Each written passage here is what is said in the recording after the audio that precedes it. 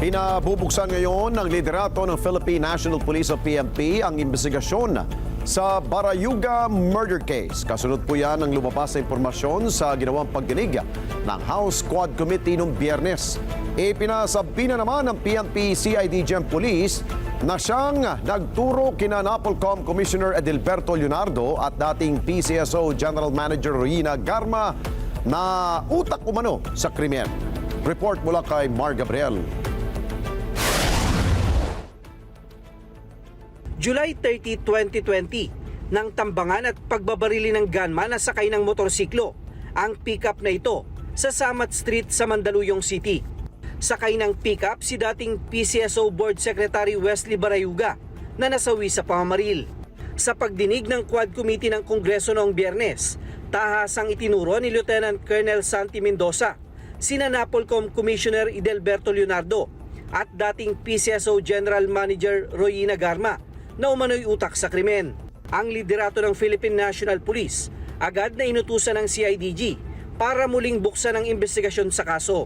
Siya po mismo ang umamin na may kinalaman po siya. Siya po ang naghanap po ng mga taong papatay po dito kay Ginoong Barayuga. So these are testimonies na narinig po nating lahat, and definitely this will be used by the CIDG in pursuing cases against them. So kung ano ang mangyayari after kuhanan sila ng ebidensya, definitely they will be one of the suspects na pa-filean po ng kaso.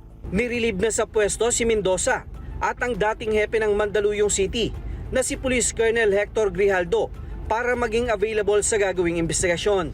Nilagay na po siya sa personnel holding admin unit po ng Kamkrame. So under restrictive custody na po siya, so that ma-ensure po natin yung kanyang appearance dito po sa mga gagawin po nating investigation. And of course, one of the main consideration is to secure. Ayon sa PNP, kasama sa iimbestigahan ang kinahinatnan ng naunang investigasyon sa pagpatay sa opisyal. Layo nitong matukoy kung may naging kapabayaan sa panig ng mga pulis. Ay titingnan natin sino ba yung mga nag-imbestiga dito, nagkaroon ba ng kapabayaan, nagkaroon ba ng pagtatakip lalo na dito sa ginawang pag-iimbestiga dito. So lahat po ng humawak ng kaso na yan, sino po ba yung mga nakaposisyon during that time nung mangyari yan, sino ang mga humawak ng kaso, lahat po yan ay pinabubuksan po ng ating Chief PNP. Tiniyak ni PNP Chief General Romel Francisco Marbil na wala silang sisinuhin sa gagawing investigasyon. Siniguro rin niya sa pamilya ni Barayuga na makakamit nila ang hustisya. Isa lang po yung malinaw sa mga narinig ko po na statement po ng ating Chief PNP. Kung saan man po hahantong at sino ang aabutin itong investigation po na ito, he doesn't care.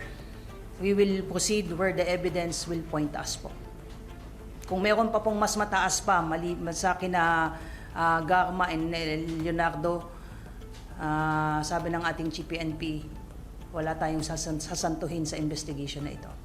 Kasama rin sa sisilipin ng PNP ay kung paanong napasama ang pangalan ni Barayuga sa listahan ng mga sangkot sa iligal na droga. Tutukuyin nila kung sino ang nagbigay ng impormasyon, nag-validate at nag-imbestiga. Mar Gabriel, para sa Mata ng Agila. Matatag, matapang, matapat. Maraming salamat sa inyo pong pagsubaybay sa Mata ng Agila Primetime. Para malaman ang matatag, matapang at matapat na mga balita, i-follow lamang at mag-subscribe sa @Net25 TV.